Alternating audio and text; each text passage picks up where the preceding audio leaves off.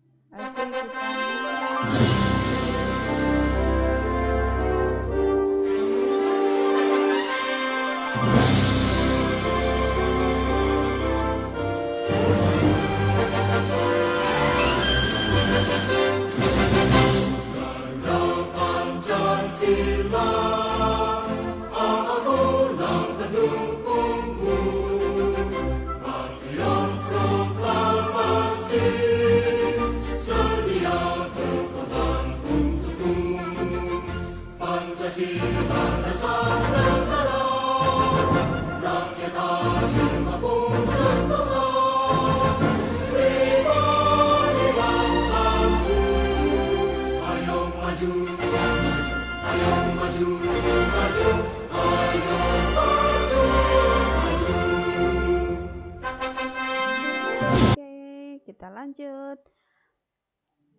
Persetujuan Panitia 9 ini termaktub di dalam satu rancangan pembukuan hukum dasar Undang-Undang Dasar, yaitu oleh I.R.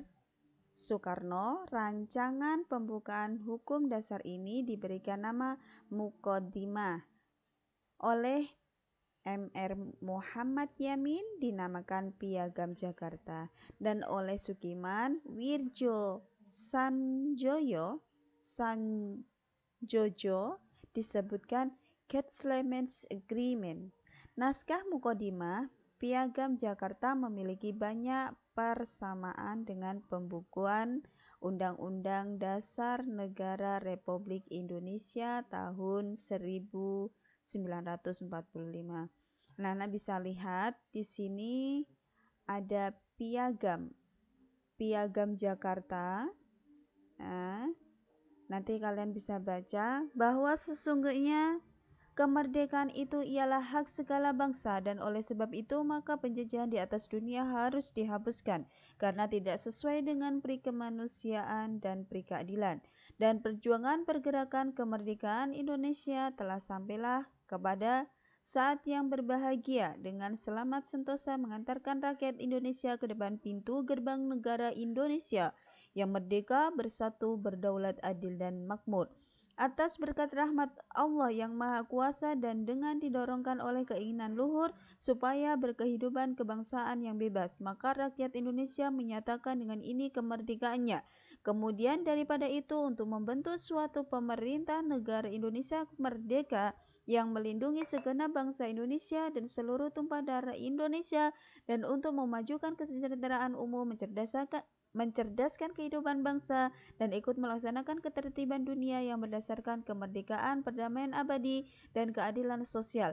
Maka disusunlah kemerdekaan kebangsaan Indonesia itu dalam suatu susunan negara Republik Indonesia yang berkedaulatan rakyat dengan berdasarkan kepada ketuhanan dan kewajiban menjalankan syariat Islam bagi pemeluk-pemeluknya menurut dasar kemanusiaan dan yang adil dan beradab, persatuan Indonesia dan kerakyatan yang dipimpin oleh hikmat kebijaksanaan dalam permusyawaratan perwakilan, serta dengan mewujudkan suatu keadilan sosial bagi seluruh rakyat Indonesia. Itu adalah isi dari Piagam Jakarta. Jakarta tanggal 22 Juni 1945. Lanjut, BPUPKI. BPUPKI singkatan dari Badan, B-nya Badan, P-nya Penyelidik, U-nya Usaha-usaha, P Persiapan, K Kemerdekaan, I Indonesia. Jadi BPUPKI adalah Badan Penyelidik Usaha-usaha Persiapan Kemerdekaan Indonesia pada tanggal 1 Maret 1945. Pemerintah Jepang mengumumkan pembentukan Dokuritsu Zinbi Toyasaki atau BPUPKI. Jadi, nama lain dari BPUPKI menurut Jepang yaitu adalah Dokuritsu Zinbi Toyasaki atau BPUPKI. Oke, BPUPKI beranggotakan 60 orang yang terdiri atas tokoh-tokoh bangsa Indonesia dan 7 orang anggota perwakilan dari Jepang. Panitia 9 adalah sekelompok yang dibentuk pada tanggal 1 Juni 1945. Jadi Panitia 9 ini adalah sebuah kelompok yang dibentuk pada tanggal 1 Juni 1945. Diambil dari suatu panitia kecil ketika sidang pertama BPUPKI. Panitia 9 ini setelah IR Soekarno memberikan rumusan Pancasila. Adapun anggotanya itu juga ada 9 karena panitia 9 berarti jumlah anggotanya ada 9. Ada siapa saja? 1 adalah IR Soekarno sebagai ketua, 2 DRS Muhammad Hatta sebagai wakil ketua, 3 MR Alexander Andreas Maramis sebagai anggota, yang keempat Abi Kosno Tok Cokrosojoso sebagai anggota, 5 Abdul Kahar Muzakir sebagai anggota, 6 Haji Agus Salim sebagai anggota, 7 MR Ahmad Subadio anggota, 8 Kiai Haji Abdul Wahid Hasim anggota, yang ke-9 adalah MR Muhammad Yamin anggota. Jadi ketua dari panitia 9 adalah IR Soekarno. Yang kedua, yang wakil ketua adalah DRS Muhammad Hatta.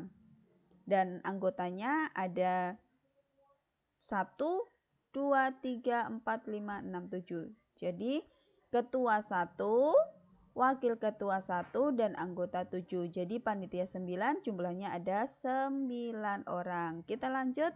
Yang ketiga adalah pembentukan PPKI. Apa itu PPKI? Oke, kita lanjutkan materi kita. BPUPKI resmi dibubarkan oleh Jepang pada tanggal 7 Agustus 1945. Jadi sebelum Indonesia merdeka. Dan pada tanggal 8 Agustus 1945, ketiga wakil pergerakan kemerdekaan yang terdiri atas DR Rajiman Widyodiningrat, IR Soekarno, dan DRS Muhammad Hatta diberangkatkan ke Saigon, yaitu di Vietnam. Mereka mengadakan pertemuan dengan jenderal besar yaitu Terauchi. Dan pada tanggal 9 Agustus 1945, Jenderal Terauchi memberikan 3 keputusan, yaitu 1. IR Soekarno diangkat sebagai ketua PPKI dan DRS Muhammad Hatta sebagai wakil ketua dan DR Rajiman Widyodiningrat sebagai anggota. Yang kedua, panitia persiapan boleh mulai bekerja pada tanggal 9 Agustus 1945. Yang ketiga, cepat atau tidaknya pekerjaan panitia diserahkan sepenuhnya kepada panitia. Pada pertemuan tersebut secara resmi dibentuk Panitia Persiapan Kemerdekaan Indonesia atau singkatan dari PPKI. Jadi apa itu PPKI? PPKI yaitu singkatan dari Panitia Persiapan Kemerdekaan Indonesia. PPKI ini I-nya ada 2, satu kecil satu besar, nanti dihilangkan. PPKI atau di dalam bahasa Jepang disebutkan Dokuritsu Junggilingkai beranggotakan 21 orang. Berbeda dengan BPUPKI. Kalau BPUPKI anggotanya ada totalnya 67 orang. Keanggotaan PPKI tidak ada duduk seorang pun dari bangsa Jepang. Ini berarti murni orang Indonesia semua. Anggota PPKI kemudian ditambah 6 orang tanpa sepengetahuan Jepang. Jadi sepengetahuan Jepang, anggota PPKI itu ada 21 orang. Namun setelah kejadian sebuah persiapan, maka Indonesia menambah lagi 6 orang tanpa sepengetahuan negara Jepang. Dengan demikian, jumlah anggota PPKI menjadi 27 orang. Anggota PPKI ada 27 orang, sedangkan BPUPKI jumlahnya ada 67 orang. Lanjut, adapun proses sidang PPKI sebagai berikut. Yang pertama adalah sidang PPKI. Sidang PPKI. Proklamasi Kemerdekaan Indonesia dilaksanakan pada tanggal 17 Agustus 1945. Sehari setelah proklamasi, pada tanggal 18 Agustus 1945, PPKI mengadakan sidang pertamanya. Jadi sidang pertama PPKI pada tanggal 18 Agustus 1945. Dr. Andes Muhammad Hatta memutuskan mengadakan pertemuan secara khusus dengan tokoh-tokoh Islam, yaitu yang pertama adalah Ki Bagus Hadikusumo, 2. Kasman Singodimojo, 3. Teuku Muhammad Hasan, yang keempat yaitu Wahid Hashim. DRS Muhammad Hatta menyampaikan usul warga Indonesia Timur terkait sila pertama dalam Piagam Jakarta. Tadi Bu Guru sudah bacakan Piagam Jakarta, nanti kalian juga perhatikan lagi, yaitu akhirnya demi persatuan dan kesatuan warga Indonesia, 7 kata di belakang ketuhanan, yaitu dengan kewajiban menjalankan syariat Islam bagi pemeluknya, dihilangkan. Jadi hilang, maka diganti dengan kata ketuhanan yang Maha Esa. Ketuhanan yang Maha Esa. Jadi, bunyi rumusan Pancasila secara utuh yang telah disahkan oleh PPKI tanggal 18 Agustus 1945, yaitu yang berbunyi 1. Ketuhanan yang Maha Esa, 2. Kemanusiaan yang adil dan beradab. Itu kurang L.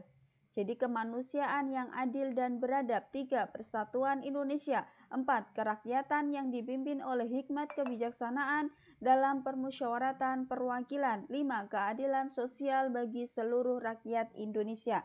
Biasanya ini dibacakan pas upacara. Pancasila. 1. Ketuhanan yang Maha Esa. 2. Kemanusiaan yang adil dan beradab. 3. Persatuan Indonesia. 4. Kerakyatan yang dipimpin oleh hikmat kebijaksanaan dalam permusyawaratan perwakilan. 5. Keadilan sosial bagi seluruh rakyat Indonesia. Pasti kalian sudah hafal karena kalian juga sudah pernah melaksanakan di SD ya. Jadi insya Allah hafal. Oke, kita lanjutkan. Instruksi Presiden nomor 12 tahun 1968 menginstruksikan kepada semua menteri negara dan pimpinan lembaga atau badan pemerintah lainnya, adapun supaya sila-sila dalam Pancasila dibaca atau diucapkan dengan tata urutan yang benar. Jadi instruksi Presiden tidak boleh dibolak-balik, misalkan Pancasila, misalkan ketuhanan yang Maha Esa, persatuan Indonesia, terus keadilan sosial bagi seluruh rakyat Indonesia, kemasyarakatan, dan tidak boleh seperti itu. Jadi harus diurutkan sesuai dengan yang sudah disepakati, yaitu 1, 2, 3, 4, 5. Hasil sidang PPKI. Hasil sidang PPKI, tadi PPKI apa? Panitia Persiapan Kemerdekaan Indonesia. pada tanggal 18 Agustus 1945 sebagai berikut. Hasil sidangnya hasil sidang PPKI yaitu yang pertama adalah mengesahkan Undang-Undang Dasar 1945 yang meliputi ini tidak usah mengesahkan Undang-Undang Dasar 1945. 2. Meminta Presiden dan Wakil Presiden yang pertama. 3. Menetapkan, ini salah huruf N ya, menetapkan berdirinya Komite Nasional Indonesia Pusat sebagai Badan Musyawarah Darurat. Kita lanjutkan materi yang keempat adalah yang ketiga kemarin yaitu pembentukan BPUPKI. Sekarang yang keempat adalah kedudukan Pancasila sebagai dasar negara. Pancasila adalah dasar negara Indonesia dan falsafah bangsa yang diterima oleh masyarakat Indonesia. Jadi kalau misalkan ditanya apa itu Pancasila? Pancasila adalah dasar negara Indonesia. Oke, dan diresmikan Pancasila diresmikan pada tanggal 18 Agustus 1945 bersamaan dengan ditetapkannya Undang-Undang Dasar NRI tahun 1945 sebagai konstitusi negara. Jadi, Undang-Undang Dasar NRI tahun 1945 atau Undang-Undang Dasar 1945 itu sebagai konstitusi negara. Pancasila sebagai dasar negara mempunyai makna sebagai berikut. Yang pertama adalah sebagai dasar untuk menata negara yang merdeka dan berdaulat. B. Sebagai dasar, arah, dan petunjuk aktivitas kehidupan bangsa Indonesia dalam kehidupan sehari-hari. C. Sebagai dasar untuk mengatur penyelenggaraan aparatur negara yang bersih dan berwibawa sehingga tercapai tujuan nasional. Adapun tujuannya yaitu tujuan nasionalnya adalah melindungi segenap bangsa dan seluruh tumpah darah Indonesia. 2. Memajukan kesejahteraan umum. 3. Mencerdaskan kehidupan bangsa. Dan 4. Ikut melaksanakan ketertiban dunia dengan berdasarkan kemerdekaan, perdamaian abadi, dan keadilan sosial. Oke, materi kita sudah sampai cukup sekian dulu. Terima kasih.